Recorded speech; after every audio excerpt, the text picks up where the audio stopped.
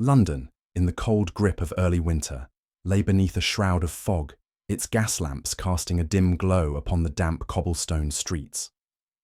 There are those who believe that justice, once served, remains eternal, that the clinking of iron bars signals the end of a villain's dominion. But I had long since learned, in my years with Sherlock Holmes, that the law's victories were often more tenuous than they appeared. Crime, like the River Thames, had its own unseen currents, flowing in depths beyond the reach of ordinary men. The newspapers spoke often of Scotland Yard's triumphs, of criminal empires toppled, masterminds vanquished, and London's streets cleansed of their unseen rulers.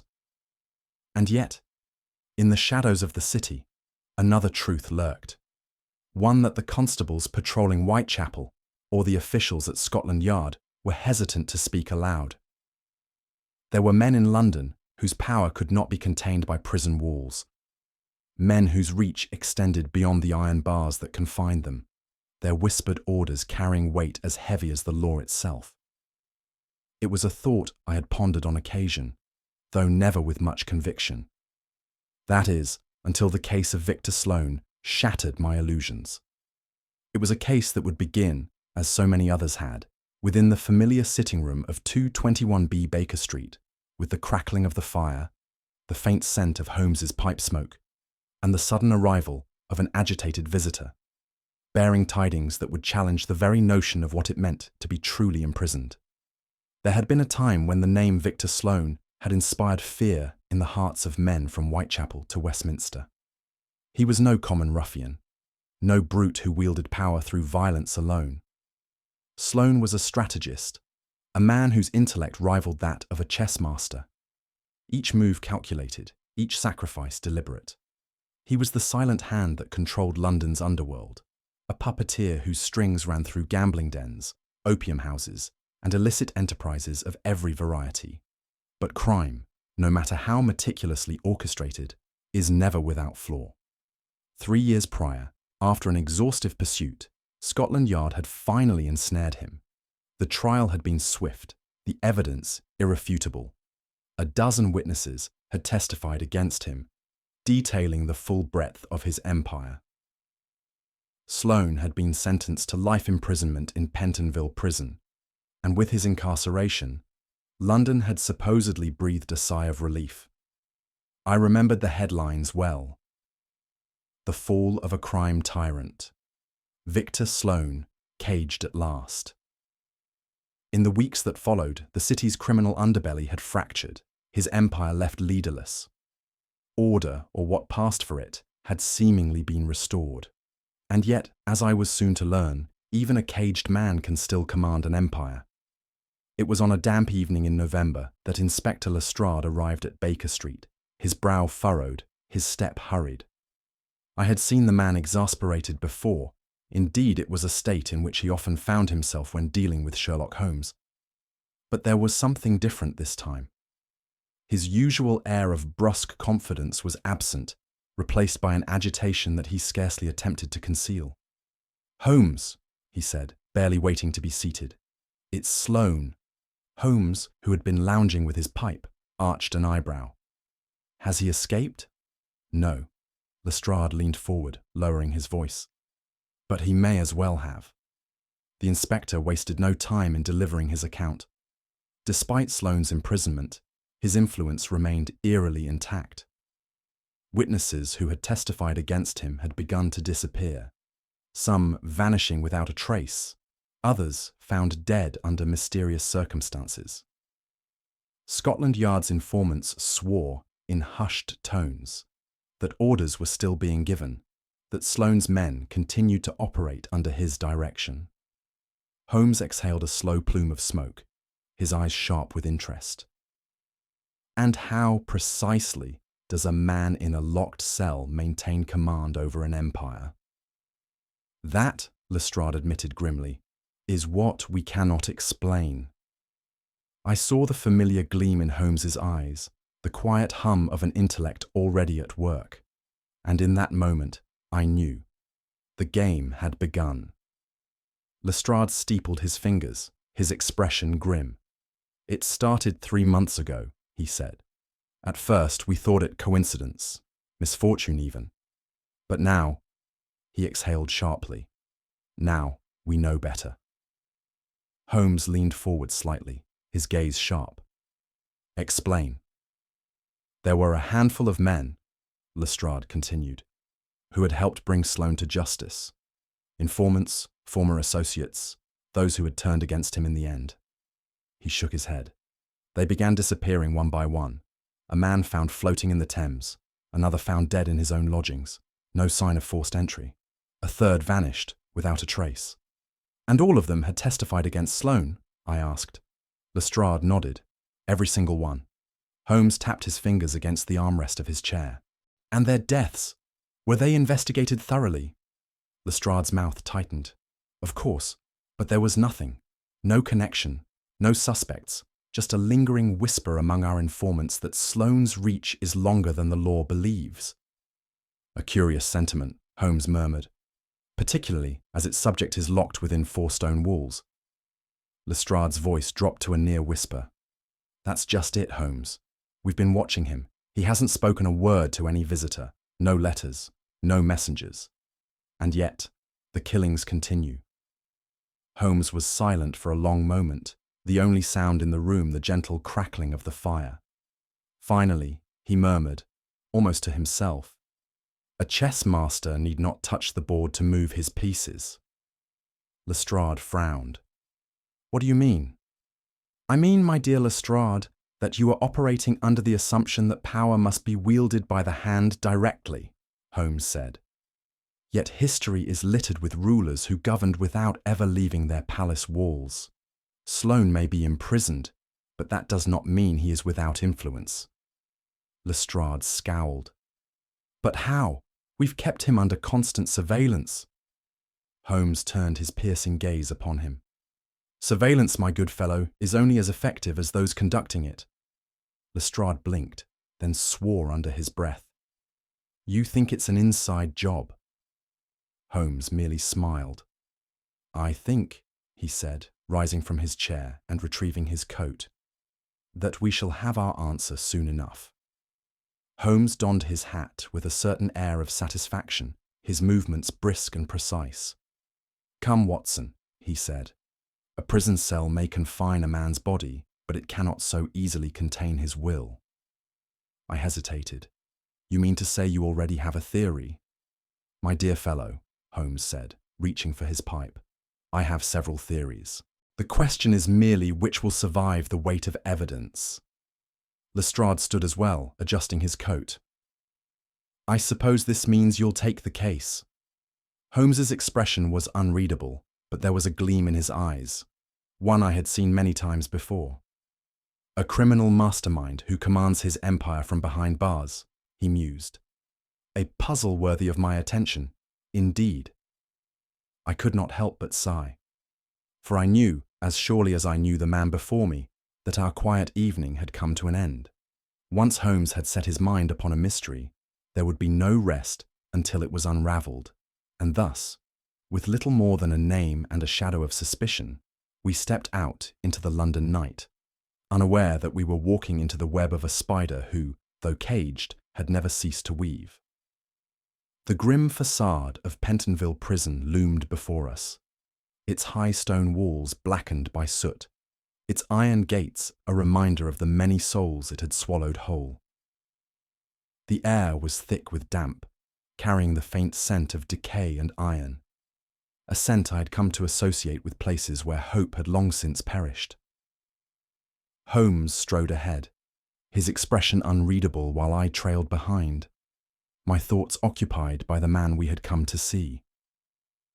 Victor Sloane, once a name whispered in fear among London's criminal class, now nothing more than a prisoner, stripped of his power, his empire dismantled. And yet, if Lestrade's concerns were to be believed, the walls of this prison had done little to curb his influence. We were met at the entrance by Warden Brigham, a tall, square-jawed man, whose uniform, though impeccably pressed, bore the subtle signs of strain. Loosened buttons, an absent-minded fidgeting with his gloves. His handshake was firm, but there was a nervous energy about him, as though he resented our presence. "I must say, Mr. Holmes," he began, "this business about Sloane is utter nonsense. The man is locked away, watched day and night." Holmes regarded him with mild amusement. "Then our visit should prove nothing more than a tedious formality." Brigham hesitated, then nodded curtly. "Very well. If you wish to waste your time, follow me." As we passed through the iron gates, I could not shake the feeling that we were stepping into the lair of a creature that, though caged, had never ceased to prowl. We were led down a series of dim corridors, our footsteps echoing against the cold stone. The air grew heavier with each step, the oppressive silence of the prison pressing upon us. At last, Brigham halted before a heavy iron door and nodded to the guard beside it. With the turn of a key, the door groaned open. The cell was small and barren, nothing but a cot, a wash basin, and a simple wooden table. The walls bore no markings, no indication of the man within. And yet, despite its austerity, I felt at once that it had been curated rather than merely assigned. On the table, a neatly arranged selection of books lay stacked, volumes on philosophy, military strategy, and economics. There was a deck of playing cards, meticulously fanned out as though mid-game. A single chessboard sat in the centre, an ongoing match frozen in time. Holmes's sharp gaze roved over the cell, absorbing every detail. "Curious," he murmured. Brigham folded his arms. "You see, Mr. Holmes? Hardly the lair of a criminal mastermind. He is watched constantly. There are no messages in or out. Whatever Scotland Yard believes, I assure you, the man is powerless." Holmes did not respond. Instead, he stepped forward and, with the faintest of smiles, reached out to the chessboard. He nudged a single knight forward, a move so subtle it seemed an afterthought. And yet from the cot in the corner, a low chuckle drifted toward us. "You've blundered," came a voice. "The rook takes your knight." I turned sharply. Victor Sloane was watching us. Sloane reclined on his cot, his fingers steepled beneath his chin, the ghost of amusement flickering across his face. He was a man of middle years, his once imposing frame softened by captivity, but his eyes, those cold, calculating eyes, had lost none of their sharpness. Holmes, unfazed, turned to the board and moved his rook accordingly. "Ah, a strong response," he mused, "but an aggressive one, and aggression, Mr. Sloane, often leads to overreach." Sloane's smile widened. "You mistake me for a reckless man, Mr. Holmes. I do not overreach, I calculate. And I never make a move unless I have accounted for all possible consequences." Holmes leaned against the table, his gaze steady. "A philosophy that served you well in the past, no doubt. And yet, here you are." Sloane shrugged. "Some men build empires with armies, some with wealth. I built mine with loyalty, a currency far more valuable than gold." He gestured around the cell. "You think these walls define my reach? That a door, a few guards, and a lock have severed me from the world?" He chuckled. "Then you understand nothing of power." I felt an involuntary chill. There was no bravado in his words, no empty boasting. He spoke as a man who knew the weight of his influence, a man who had seen the strings he had pulled, and the men who had danced upon them.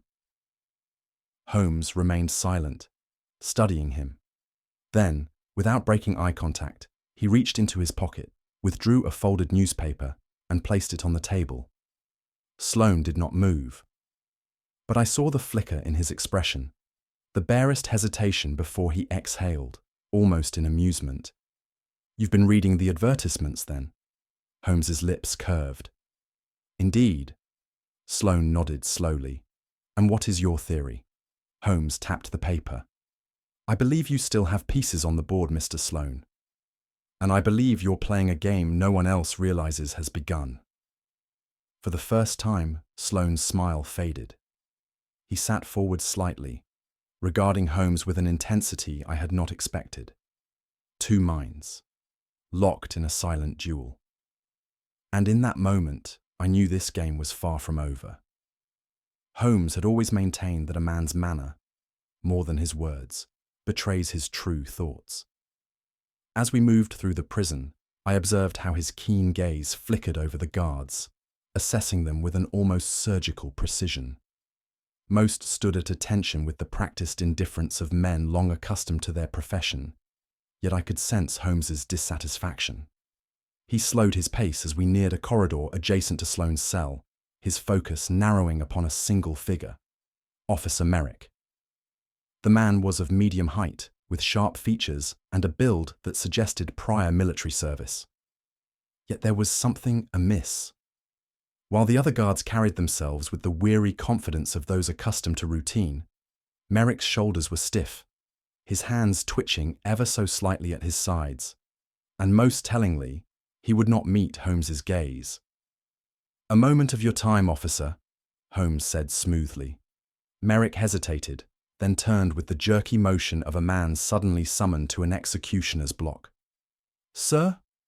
Holmes's smile was faint, almost pleasant. "Victor Sloane, a quiet prisoner, is he not?" The man's throat bobbed. Yes, sir." Holmes tilted his head. "Strange, then, that you seem so nervous." Merrick paled. For the briefest moment, I saw the war of emotions behind his eyes: fear, defiance, hesitation.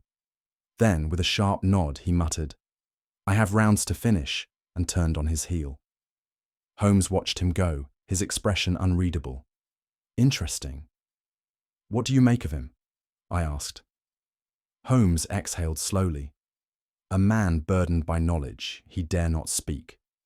The encounter with Merrick had set my nerves on edge, and I could see that Holmes, too, was deep in thought. The silence between us was broken only when Warden Brigham, clearly eager to conclude our visit, muttered that there was little more to be seen. "There is one more thing," Holmes said. "I should like to speak to one of the inmates." Brigham frowned. "On what grounds?" Holmes merely smiled. "Curiosity." After a pause, Brigham sighed and motioned for us to follow. We were led to a dimly lit wing of the prison, where an elderly man sat hunched on his cot, his white hair dishevelled, his hands gnarled with age. "This is Arthur Finch," Brigham said. "Been here 20 years. Knows every whisper in this place." Holmes nodded and stepped forward. "Good evening, Mr. Finch. I trust the walls here have many stories to tell." Finch peered up at us, his eyes sharp despite his age. "That depends on who's listening," Holmes chuckled. "Let us assume we are good listeners."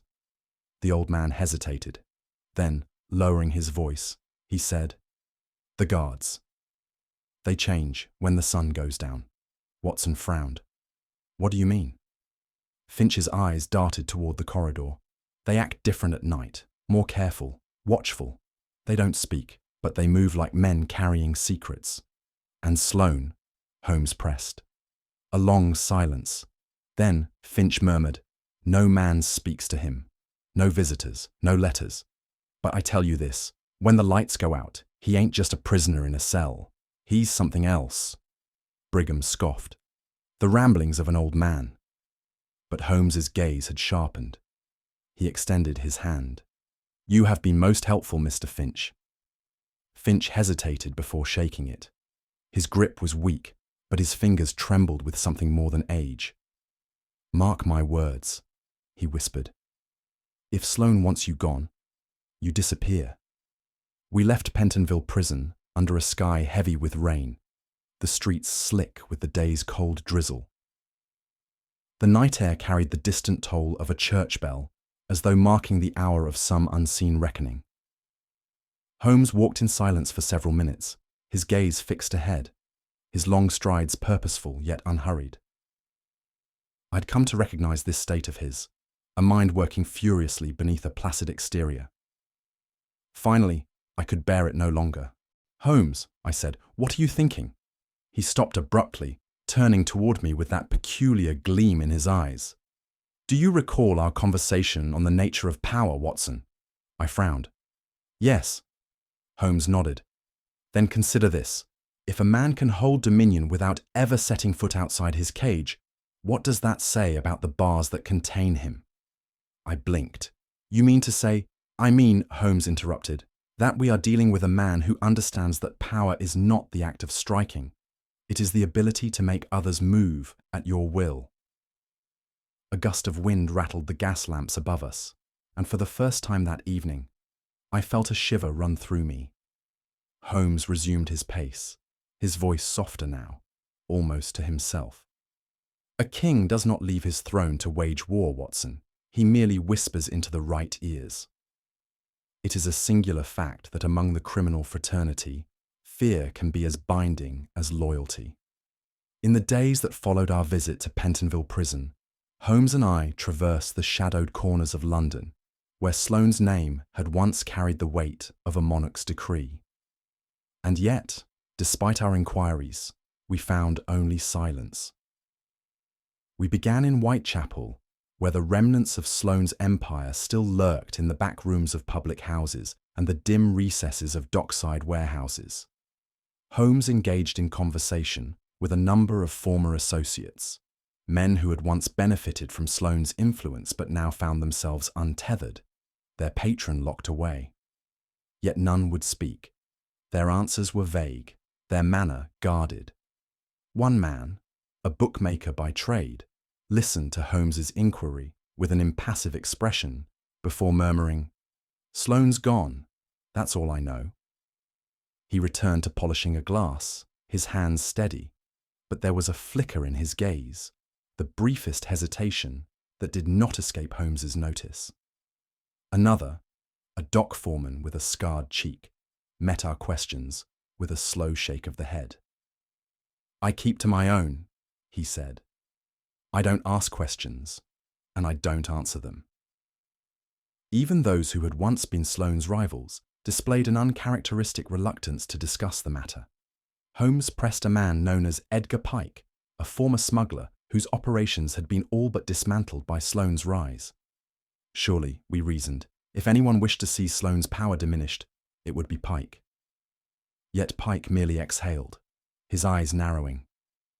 "You think bars make a difference," he muttered. "Sloane's not like the others. You might think he's locked away, but I promise you, there's not a man in this city who's fool enough to cross him." Holmes observed him for a long moment before nodding, as though confirming something to himself. As we departed, I turned to my companion. "They're terrified," I murmured. Holmes's gaze was distant. "Yes, Watson," he said softly. "And the question is, why?" Holmes, when presented with a mystery, approached it as one might a tangled skein of thread, unravelling its knots with methodical precision. And so, in the absence of testimony, he turned instead to patterns. For the next 2 evenings, he buried himself in a pile of newspapers, scrutinizing the smallest details with the unwavering focus of a man dissecting a cipher. At first, I saw nothing unusual: columns of classified advertisements, personal notices, business transactions, and other mundane affairs. Then, on the third night, Holmes abruptly straightened. "Watson," he said, tapping a page with his index finger. "Observe." I leaned in, noting a small personal advertisement nestled between notices of employment and lost dogs. It read, "To J.F. the caged bird still sings. Await instructions at the usual place." L.M. Holmes folded the paper with a satisfied nod. "This, my dear Watson, is no ordinary correspondence." I frowned. "A message, you think?" "Indubitably," he replied. "Consider the phrasing. The caged bird still sings. A poetic sentiment, no doubt, but in this context, an unmistakable allusion to Sloane himself. He is caged, and yet, his song continues." My mind reeled. "You believe this is how he communicates with his network?" Holmes exhaled, his gaze alight with understanding. "It is elementary.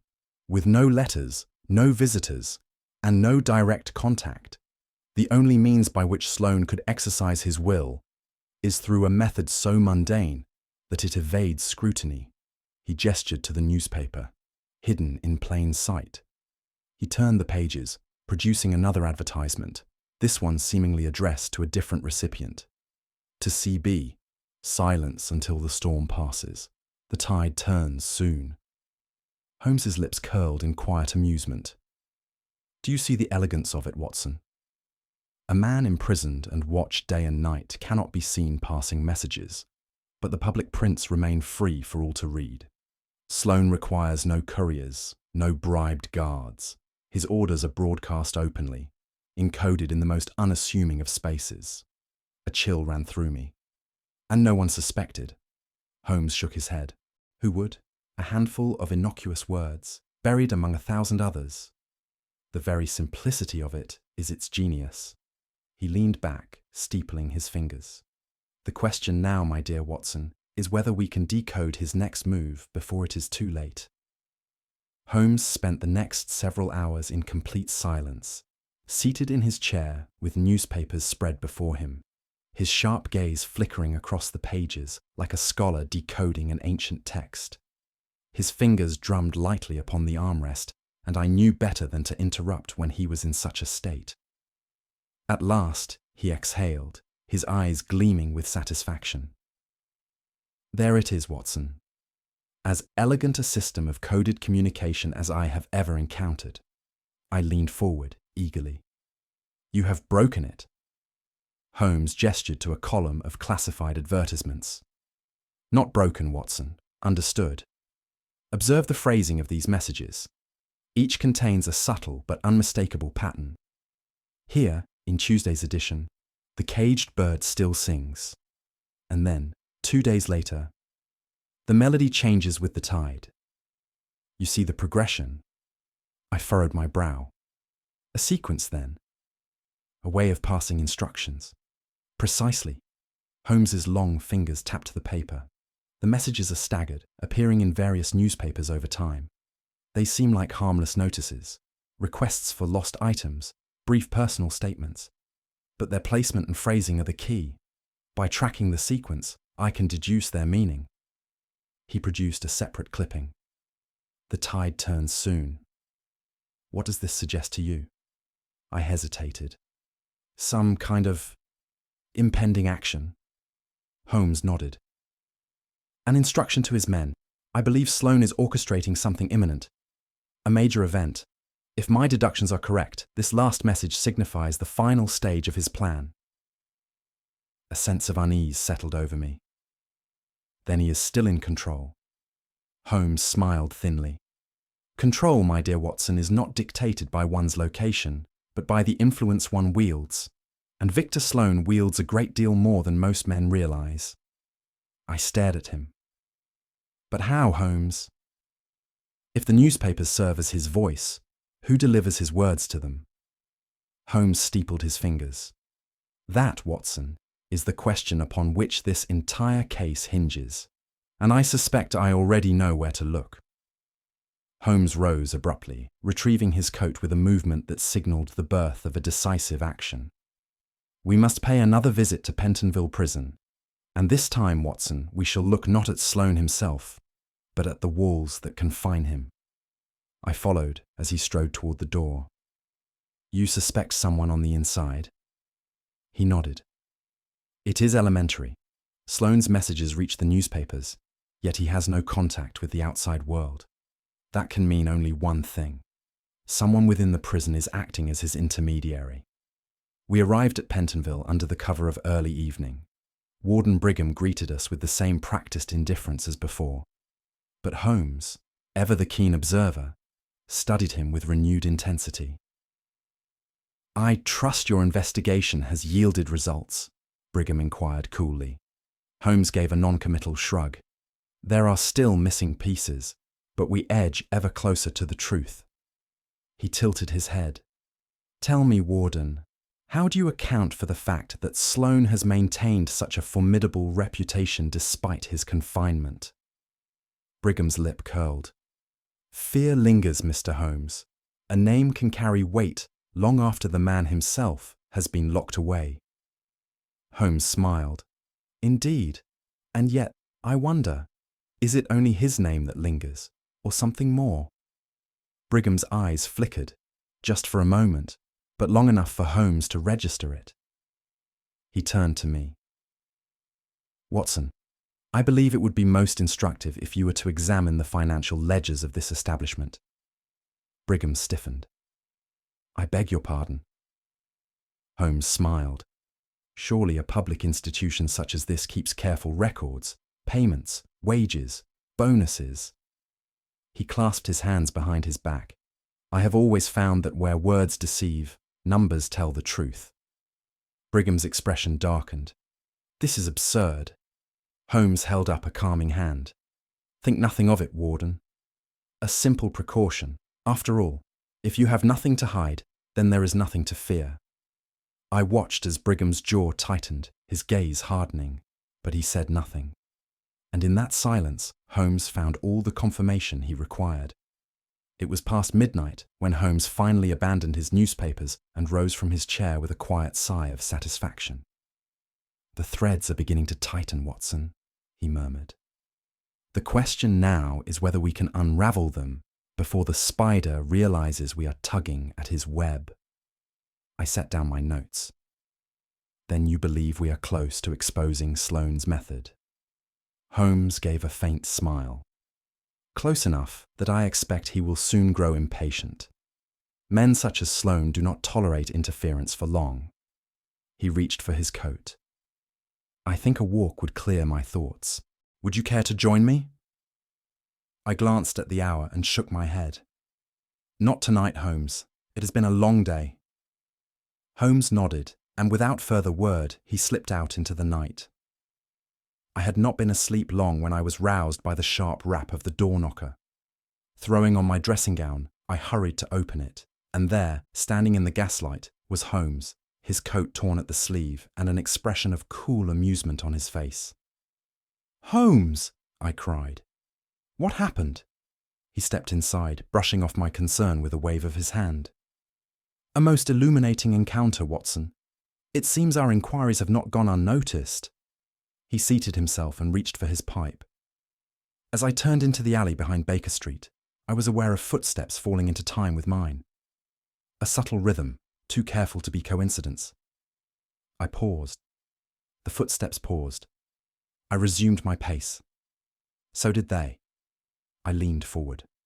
And then, Holmes smiled thinly. Then the fellow abandoned pretense altogether and lunged at me with a knife.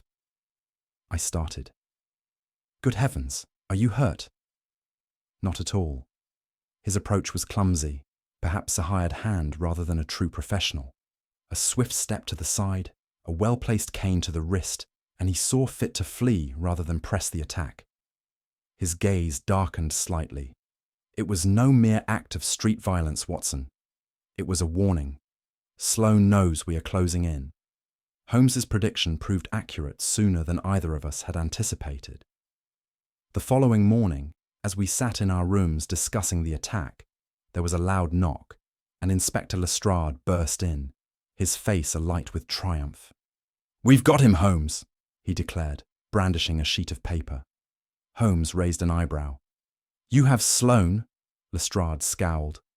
"Not quite, but we've caught Randolph Kerr, one of his men, and more importantly, we caught him with this."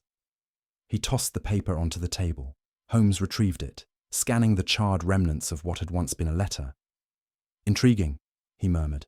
"And where did you apprehend our friend Mr. Kerr?" Lestrade crossed his arms. "Caught him trying to slip this message to a known associate near the docks. We intercepted it before it could be delivered." Holmes turned his full attention to the paper, his sharp eyes dissecting what little remained of the text. The edges were blackened, the middle section almost entirely consumed by fire. It was evident that Kerr had attempted to destroy it the moment he was seized. Only a handful of words remained legible. Final instructions. "Strike when... Pentonville." Holmes's lips pressed into a thin line. "Fascinating," he said softly. "This was not merely a message, Lestrade. This was a final directive." Lestrade exhaled. "It means something's about to happen, doesn't it?" Holmes nodded. "Indeed. And what is more, Sloane has accounted for the possibility of interception. He has ensured that even if we obtained this message, we would not have the full picture. I frowned. But Holmes, surely this is enough to prove his influence. We have a letter. Holmes held up a hand. A partially burned letter, Watson, carefully arranged to tell us just enough to keep us chasing our tails. He tapped the page. He speaks of final instructions, a strike, and Pentonville. But the most crucial piece, the when, has been lost. Lestrade muttered a curse. So, what do we do? Holmes's eyes gleamed. We set a trap, Inspector. We let Sloane believe that his message has gone undelivered, and when his men move, we shall be waiting. Holmes sat in his chair, fingers steepled, his eyes half closed in contemplation. The fragments of the burned letter lay upon the table beside him, alongside the scattered pages of newspapers he had so carefully analysed. A final instruction, a strike, Pentonville.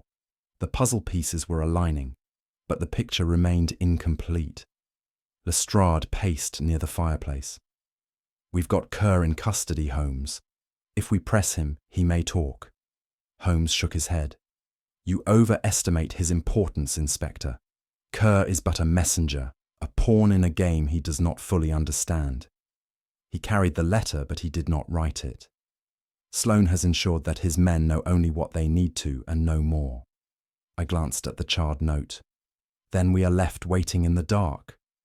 A rare smile crossed Holmes's lips. Not at all, Watson. If we cannot see Sloane's move, then we must force his hand. Lestrade frowned. And how do you propose we do that? Holmes rose and reached for his coat. By letting him believe that his plan is proceeding unhindered. Kerr's capture will not have gone unnoticed.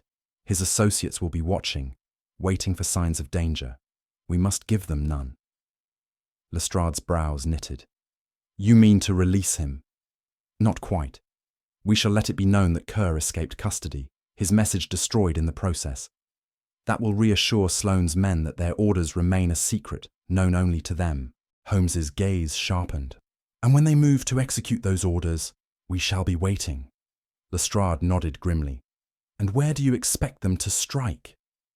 Holmes picked up the scorched letter, tapping a finger against one word. Pentonville. There is only one place left for them to act, Inspector. Sloane is no ordinary prisoner. He has not been directing crime from his cell simply to maintain his empire. No, there is something more at stake. He turned to me. Watson, we must return to Pentonville at once. The game is about to reach its climax, and I intend to be present when the final move is played. Holmes's mind was at its sharpest when he played not against a single opponent, but against many, each moving unseen across the board.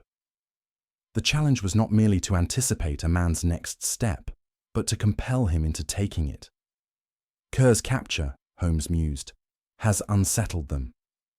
They will be asking themselves, has he spoken? What has he revealed?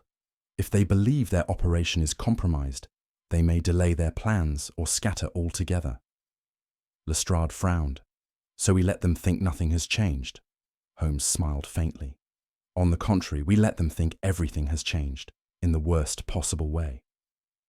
His plan was simple in theory, though requiring absolute precision in execution. Watson, under a careful air of discretion, was to spread a false rumour among London's underworld. Randolph Kerr had turned informant.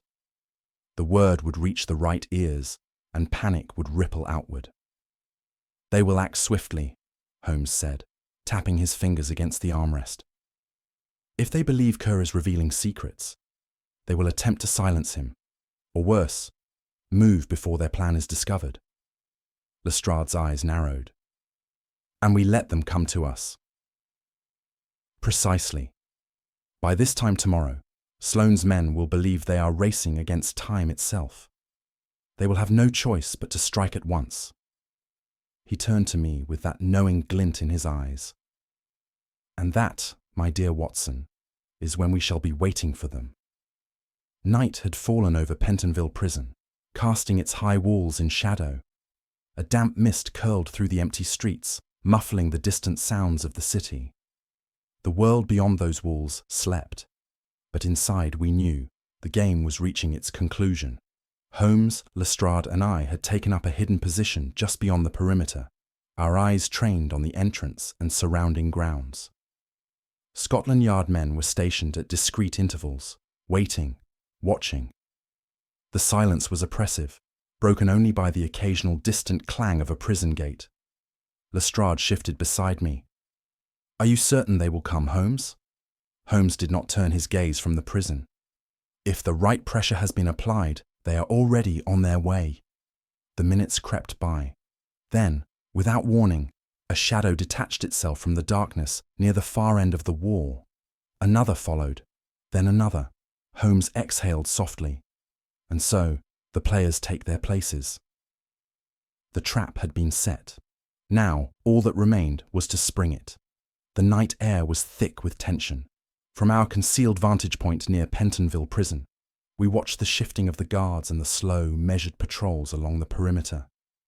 It was nearing midnight, the hour when patience wears thin and the mind, fatigued by waiting, begins to falter. But Holmes was motionless, his eyes fixed on the entrance, his breath calm and measured. Then, with a slight inclination of his head, he murmured, "There." I followed his gaze and saw what, at first glance, seemed nothing out of place. A prison guard crossing the courtyard, his gait brisk but unremarkable. He moved with confidence, his cap pulled low, his coat buttoned high against the cold. But Holmes saw what others did not. "Observe," Holmes whispered. "He walks with purpose, not routine. He does not pause at the usual checkpoints. And most tellingly, he has passed 2 men without exchanging a word." Lestrade exhaled. "A man who does not belong." The figure moved toward a side entrance, his posture stiff with urgency. As he reached the door, he produced a key from his pocket, one that, by all appearances, fit the lock. A slight hesitation, then a glance over his shoulder. The key turned. Holmes leaned forward. "Now, Lestrade." With that, we emerged from the shadows. The disguised man had barely set foot inside before Lestrade barked, "Hold there!" The figure stiffened, his body tensing for flight, but Holmes was faster. With a single stride, he grasped the man's arm and wrenched him backward, forcing him against the stone wall. The cap fell away. Beneath it was not a guard at all, but a man I recognized instantly. Warden Brigham. Holmes's lips curled. Well, well, a warden caught in his own prison. Brigham's face, pale under the prison lamps, twisted between defiance and defeat. "You have no right," he began, but Holmes silenced him with a cold smile. "On the contrary, Warden," he said, "we have every right. You were rather careless, I must say. A proper disguise should not only conceal the body, but the mind, and yours is far too weighed down with guilt to play the part convincingly." Lestrade wasted no time. "Brigham, I'm placing you under arrest. You'll answer for this at Scotland Yard." Brigham gave a sharp, humourless laugh. "And what exactly am I to be charged with?" Holmes regarded him almost with amusement. "Attempting to aid in the escape of Victor Sloane would be a fine place to start." The warden's composure faltered. "That's absurd. Sloane is locked in his cell." Holmes's eyes gleamed. "Is he?" At that, we rushed to Sloane's cell. The corridor was eerily quiet. A single guard stood at the far end, eyes fixed forward in unnatural stillness. Holmes brushed past him, reaching the door to Sloane's chamber. The key still hung in the lock. Holmes turned it. The door swung open. Inside, the cot was empty. Lestrade swore. I felt my stomach lurch, but Holmes merely exhaled. As expected. Brigham, emboldened by our shock, sneered. "You're too late." Holmes gave him a piercing look. "Not at all. You see, Warden, I anticipated this move.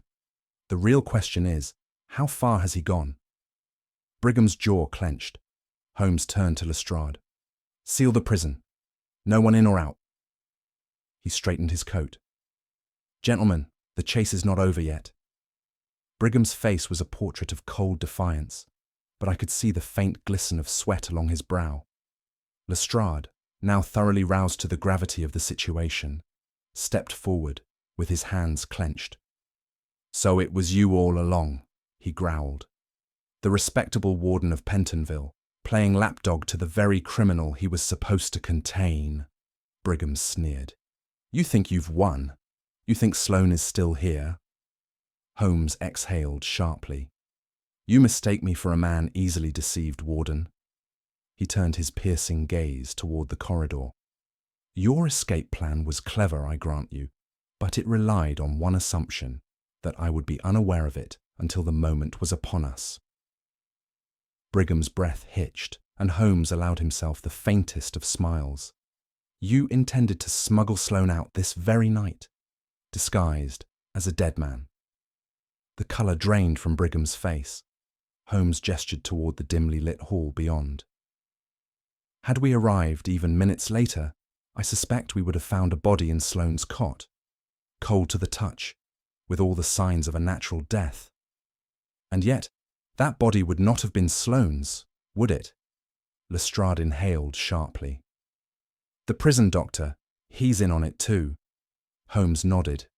Indeed, a carefully staged death, signed off by a corrupt physician, and the real Sloane spirited away in the night, free to resume his dominion. Brigham's jaw tightened, his silence a confirmation of every word. Lestrade turned to his men.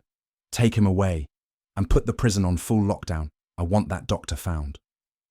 Holmes stood unmoving as the guards led Brigham away, his expression contemplative. I could see the wheels still turning in his mind. Lestrade exhaled.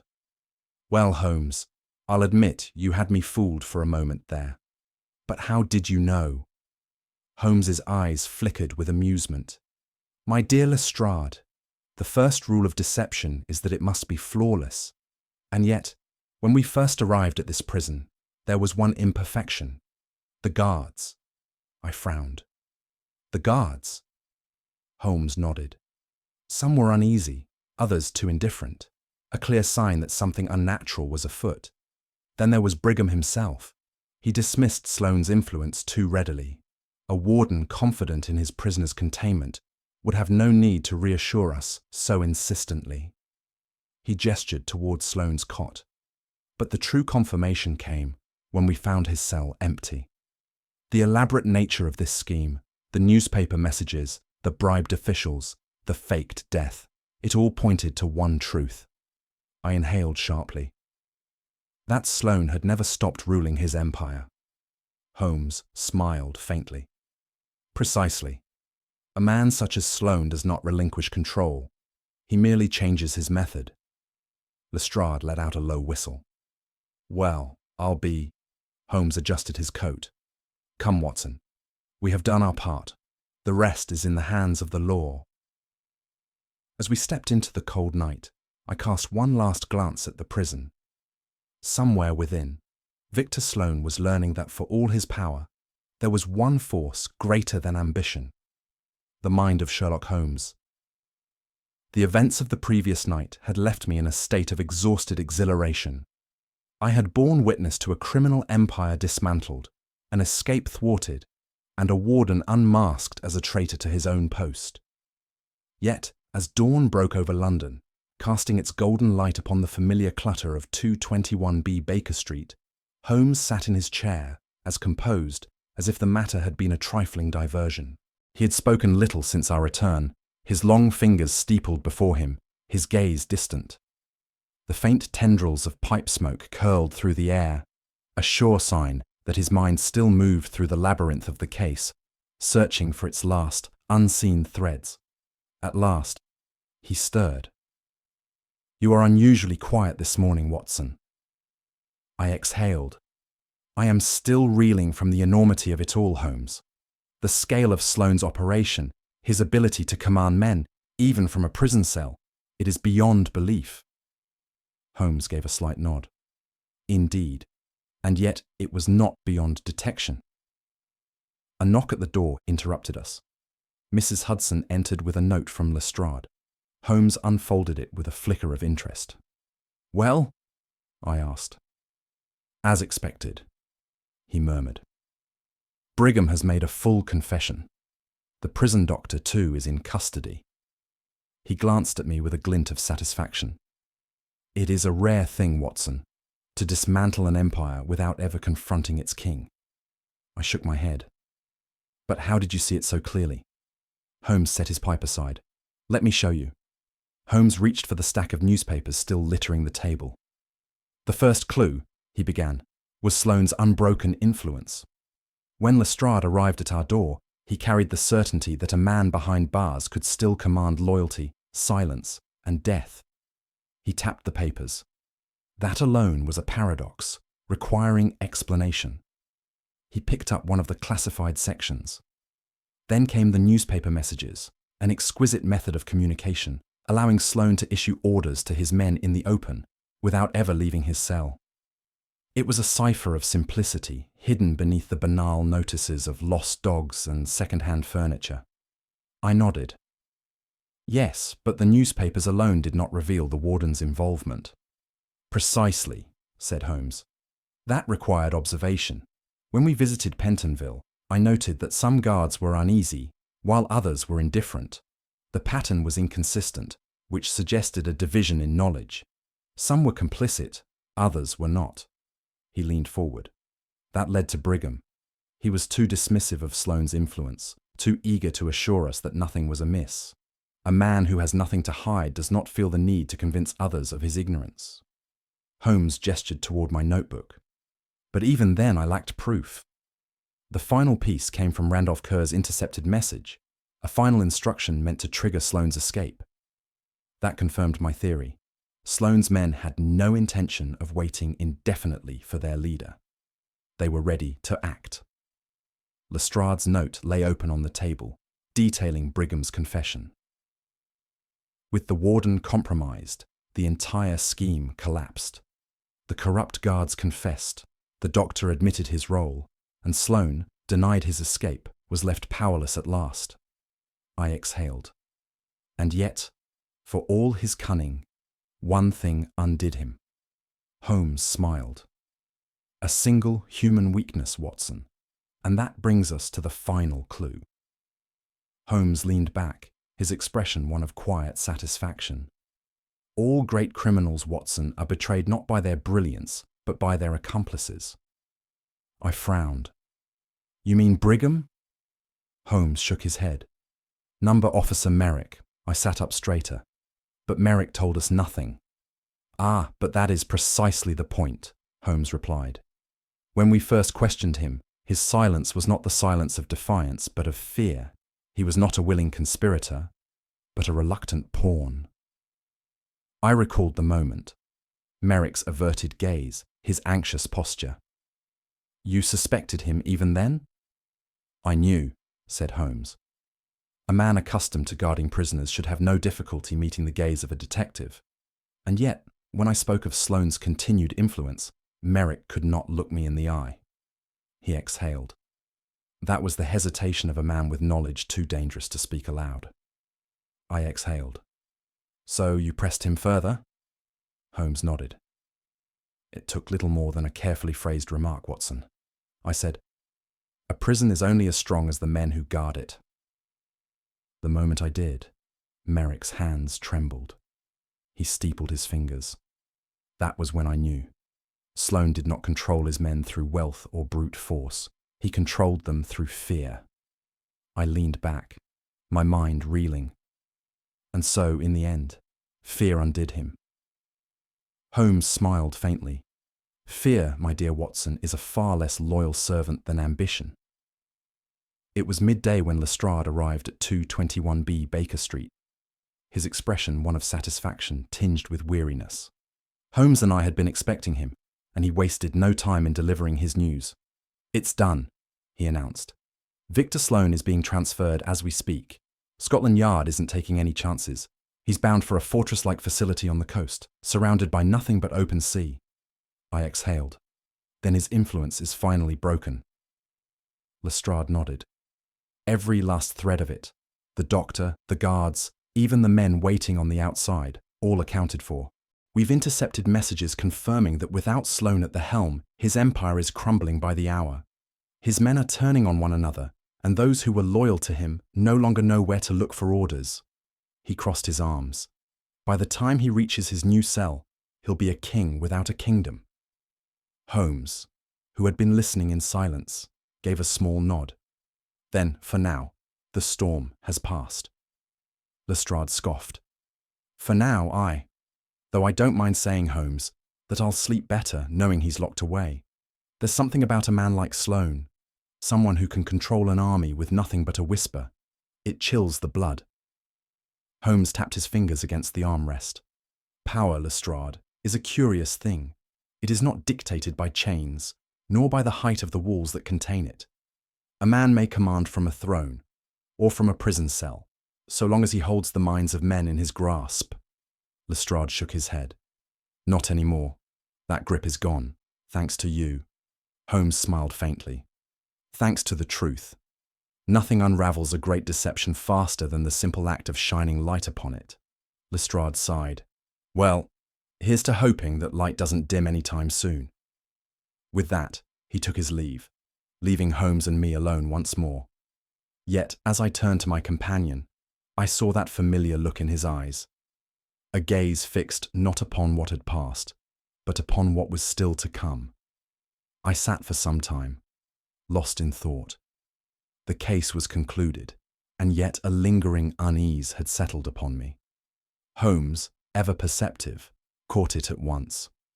You have something on your mind, Watson, he said. I hesitated. It is only that this case has left me wondering. We have defeated Sloane, yes, but will it make a difference? Holmes raised an eyebrow. Go on. I leaned forward. For all his cunning, Sloane is but one man, and though he is now powerless, another will rise to take his place. Crime is like the fog over London. It may shift, it may disperse for a time, but it always returns. Holmes regarded me with mild amusement. You paint a bleak picture, my dear Watson. I sighed. I only mean to say that justice, though satisfying, is never truly final. Holmes tapped his pipe against the hearth. Nor should it be, Watson. I looked at him, startled. You believe that? He gave a small, enigmatic smile. What is light, after all, without shadow? What is order without the chaos that defines it? If crime did not exist, neither would justice. And if men like Sloane did not rise, then men like Lestrade, and indeed ourselves, would have no purpose at all. I exhaled slowly, but said nothing. For once, I had no answer. The fire burned low in the grate, casting flickering shadows along the walls of 221B Baker Street. Holmes sat in his chair, his pipe trailing wisps of smoke toward the ceiling, his gaze fixed upon the embers. I watched him in silence for a time, knowing that he was lost in thought. Finally, I spoke. Do you believe, Holmes, that we will ever see a day when men such as Sloane are no more? He did not look at me. Instead, he reached for the poker and gave the fire a single measured stir. The embers glowed anew. The city breathes, Watson, he murmured at last. And as long as it does, there will always be shadows lurking in its corners. A silence fell between us, and I knew that no further words were needed. For even as the flames burned low, the darkness outside remained. And within that darkness, the next mystery awaited. Holmes sat motionless, his gaze lost in the dwindling embers of the fire. The night's triumph had been decisive. Victor Sloane's empire had collapsed, his escape thwarted, and his most trusted allies exposed. And yet I sensed in my friend no great exhilaration, only the quiet contemplation that often followed a battle of minds. I broke the silence. You must feel some satisfaction, Holmes.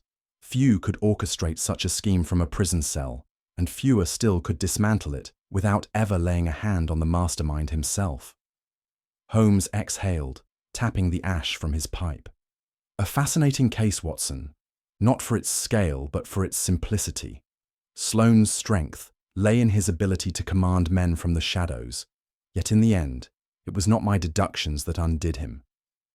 I frowned. Then what was it? Holmes gave a faint smile.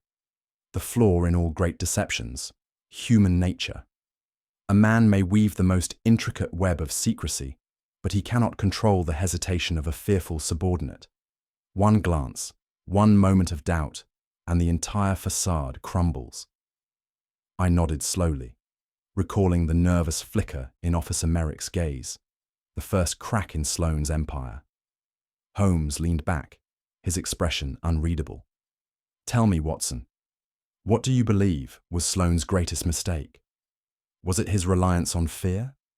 His arrogance in believing himself untouchable? Or was it something far more subtle? What do you think was Victor Sloane's greatest mistake? Was it his overconfidence, his choice of allies, or something else entirely? Share your thoughts in the comments. I'd love to hear your deductions. For more Sherlock Holmes mysteries, be sure to subscribe, and if you enjoyed this case, share it with a fellow detective. The game, after all, is always afoot.